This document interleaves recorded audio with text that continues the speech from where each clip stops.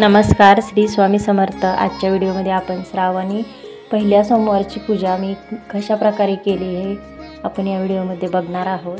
तर सगळ्यात अगोदर मी देवघरातील सर्व देवी देवतांची पूजा करून घेतली होती आणि त्यानंतर मला सिद्धेश्वर मूर्तीची स्थापना करायची होती। सिद्धेश्वराची मूर्तीची स्थापना करण्यासाठी एक तामण घेतला आहे। तामणात फुलांचं आसन दिलेलं आहे, त्याच्यावर मी ही सिद्धेश्वरांची मूर्ती ठेवलेली आहे। आता सिद्धेश्वरांच्या मूर्तीवर प्रथम पाण्याने अभिषेक करणार आहे, त्यानंतर दुधाने अभिषेक केला, त्यानंतर परत दह्याने अभिषेक केलेला, त्यानंतर परत साखरेने अभिषेक केलेला आहे, तुपाने अभिषेक केलेला आहे, मधाचा अभिषेक केलेला आहे आणि केशर मिश्रित पाण्याने अभिषेक केलेला आहे आणि पिवळे चंदन याचाही अभिषेक केलेला आहे सिद्धेश्वरांच्या मूर्तीवर।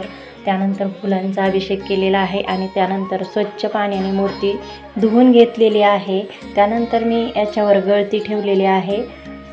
अभिषेक करण्यासाठी मी सुरुवातीला स्वामी स्तवन वाचलं, त्यानंतर गणपती अथर्व शीर्ष वाचलेलं आहे, त्यानंतर शिवकवच स्तोत्रम संस्कृतमध्ये प्राकृतमध्ये आहे त्यापैकी एक मी वाचलं आहे, त्यानंतर शिवाष्टोत्तर नामावली वाचली आहे, कालभैरव अष्टक, त्यानंतर द्वादश ज्योतिर्लिंग स्तोत्रम, शिवमहिमा स्तोत्र आणि पुरुष सूक्त वाचून मी अभिषेक केलेला आहे।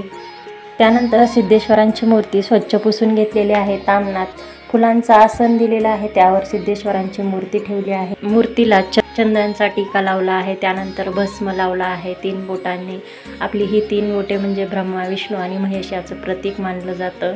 त्यानंतर वस्त्रमाळा अर्पण केली आहे, त्यानंतर फूल आणि बेलपत्र अर्पण केलं आहे, त्यानंतर धूप दीप दाखवला आहे, शिवामूठ तांदूळ वाहिले आहे आणि त्यानंतर मूर्तीची स्थापना केलेली आहे देवघरामध्ये। त्यानंतर एका तामणात महादेवाची पिंड घेतलेली आहे, महादेवाच्या पिंडीला आसन दिलेलं आहे आणि महादेवाच्या पिंडीवर आपल्याला प्रथम पाण्याने अभिषेक करायचा आहे।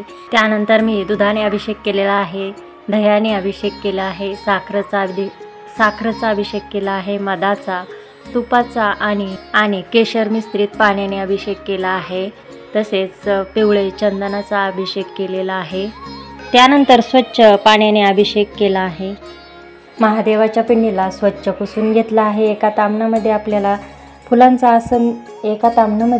आसन दिलं आहे, त्याच्यावर मी महादेवाची पिंड ठेवलेली आहे, चंदनाचा टीका लावला आहे, त्यानंतर भस्म लावला आहे, त्यानंतर फूल अर्पण केला आहे, वस्त्रमाळा अर्पण केलेली आहे आणि त्यानंतर परत बेलपत्र वाहिलेलं आहे। बेलपत्र हे नेहमी पालतेच वाहावे। त्यानंतर महादेवाच्या पिंडीवर तांदळाची शिवामूठ वाहिली आहे। तांदळाची शिवामूठ वाहताना तांदूळ हे नेहमी ओले करून घ्यायचे आहेत। त्यानंतर धूप दीप दाखवायचा आहे आणि त्यानंतर मी याच्यावरती गळती ठेवलेली आहे रुद्राभिषेकासाठी। त्यानंतर मी रुद्राभिषेक करून घेतला। ही पूजा झाल्यानंतर मी बेलाच्या झाडाखाली महादेवाची पूजा केली आहे।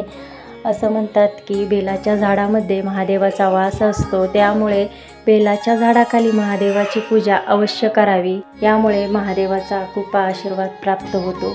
तर ही सगळी पूजा करण्यासाठी मला 2.5 तास वेळ गेला। तर अशा प्रकारे मी श्रावणी पहिल्या सोमवारची पूजा केली आहे। तर मी केलेली पूजा तुम्हाला कशी वाटली नक्की सांगा। तर लाईक शेअर सबस्क्राईब करायला विसरू नका। चॅनलवर जर नवीन असाल तर सबस्क्राईब करा। धन्यवाद। श्री स्वामी समर्थ।